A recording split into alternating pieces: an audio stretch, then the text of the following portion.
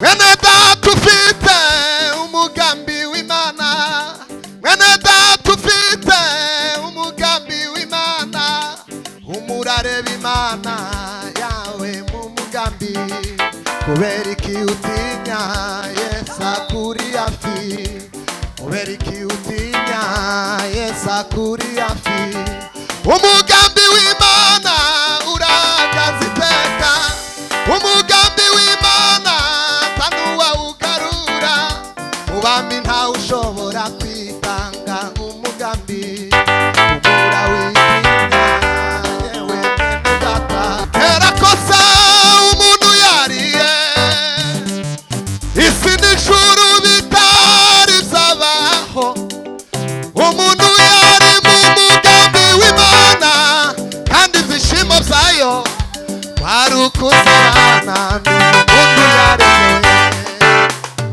Kera kosa umuntu yariye, isi n'ijuru bitari byabaho, umuntu yari mu mugambi w'Imana, kandi ibyishimo byayo kwari ukuzabana n'umuntu yaremewe. Zahora mvuga iyo neza wariye, zahora ngushima mugiye Kristo, ikuzimu azanye intege nkeya. Mwiriwe abantu ndarindiriye ko uyigira neza, niyo mpamvu natangiye mvuga kuremwa iyo base yose nkunzamuriyemo gatoya. Mfite intege nkeya, umutima wazumbwira ko utari buze gutarama,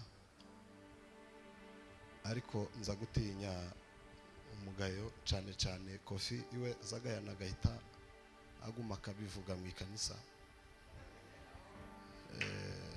Ndavuga ko rikanze kuza.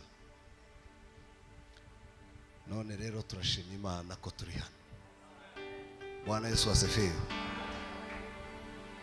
Uko niko nsanzwe jewe, sinza guhera hejuru ndahera hasi, kandi ndakorana namwe, siko bimeze. Noneho nubwo mudashaka kuvuga ariko mumfashe turirimbane, sawa?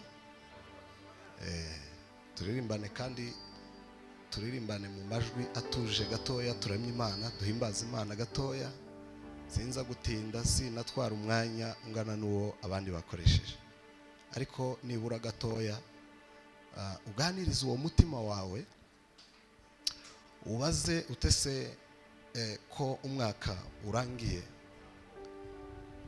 harabura iki kugira ngo Yesu Kristo atahe mu bugingo bwawe. Kuko kuririmba twararirimbye umwaka urashize, tuhaye turirimba, twarangije umwaka turi mu ikanisa, tuhaye turirimba, kugeza aya magingo turacari mu itorero. Baza uwo mutima wawe ubaze tese ko uyu mwaka urangiye, ni ukuri ugeze hariya mu bitaro, hari abantu benshi baza basohora umurambo umunota ku wundi. Noneho ubitekerezeho, nurangiza tekereza imbaraga z'Uwiteka Imana.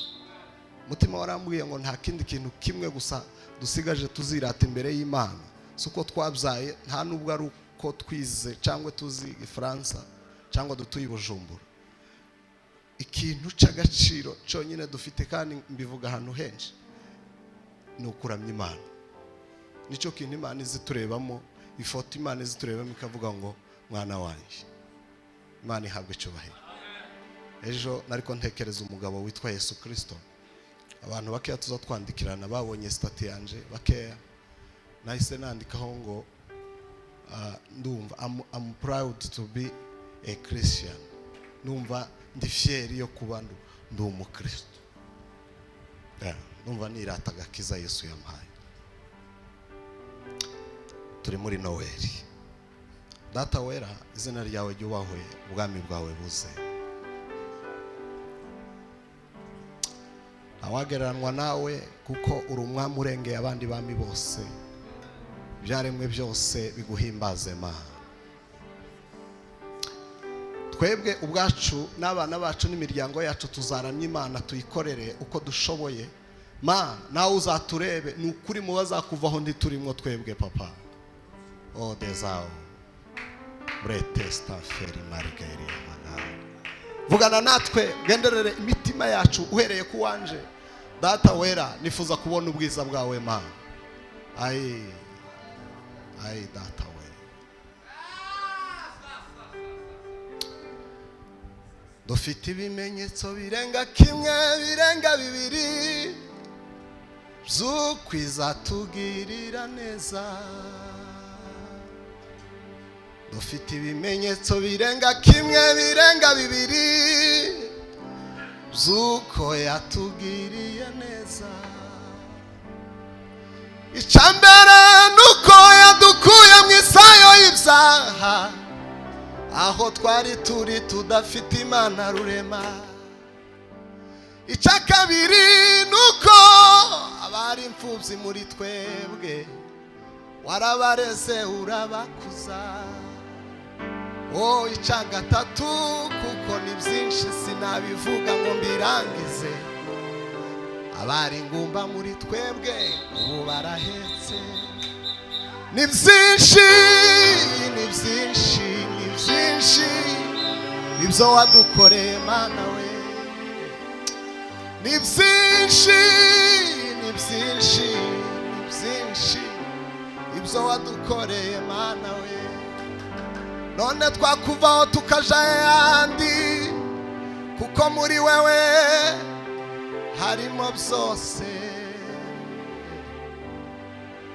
None twakuvaho tukaja yandi, muri wewe harimo byose. Yalitabiriwa zamani kwamba atazaliwa mkombozi. Yalitabiriwa zamani na manabii kwamba atazaliwa mkombozi.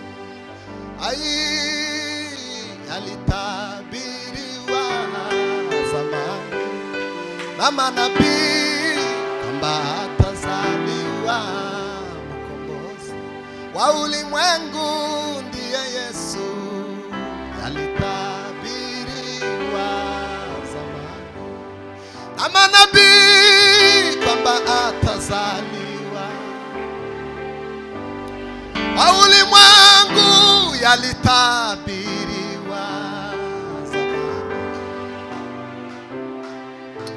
Sasa leo hii kuna watu wengi bado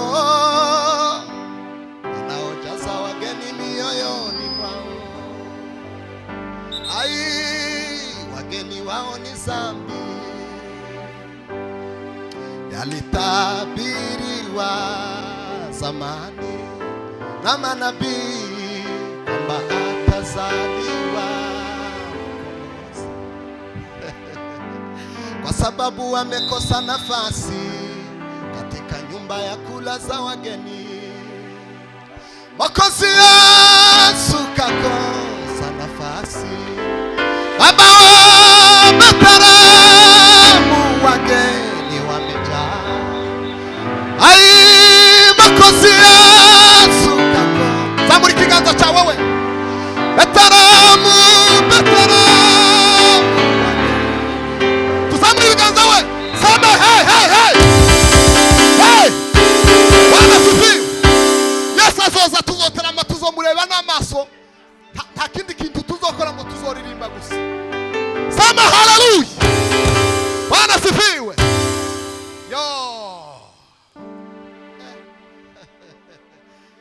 Turanga kasebeni twicare. Turanga kasebeni twicare. Yalitabiriwa zamani na manabii kwamba atazaliwa mkombozi. Wa ulimwengu ndiye Yesu. Yalitabiriwa na manabii kwamba atazaliwa mkombozi.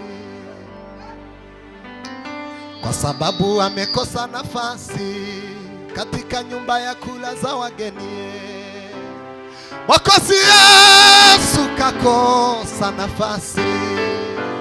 Baba wa Betlehemu, wageni wamejaa. Ai, Mwokozi Yesu kakosa nafasi. Ai, Betlehemu, wageni wamejaa. Sasa leo hii kuna watu wengi bado wanaojaza wageni mioyoni mwao. Wageni wao ni zambi. Sema hey! Hey, hey! Bwana sifiwe. Hey! Ni nini kilicho ndani yako? Imana yoga ubunyine Yesu akamatibuka kuri uyu muryango. Muri umutima wawe harimo iki? Yesu ahabwe cyubahiro. Tumpepe Bwana wa majeshi. Sema haleluya. Turangaho gatoya. Twicare. Tubwire ijambo ry'Imana. Ariko yeme tuzoja mu ijuru. Takindi kindu nukuri tuzoja mu ijuru. Habe nubwo tuzoba tutaragira amafaranga menshi. Tuzoja mu ijuru. Habe nubwo tuzoba tutarabyara. Umuririmbyi yavuze ngo nukuri. Twakuvaho tukaja ihanga. Nimba bishoboye haguruka gatoya. Tubeka bavuga izina ry'Uwiteka Imana. Dushimira Imana yacu. Hey! Hilima osala silao.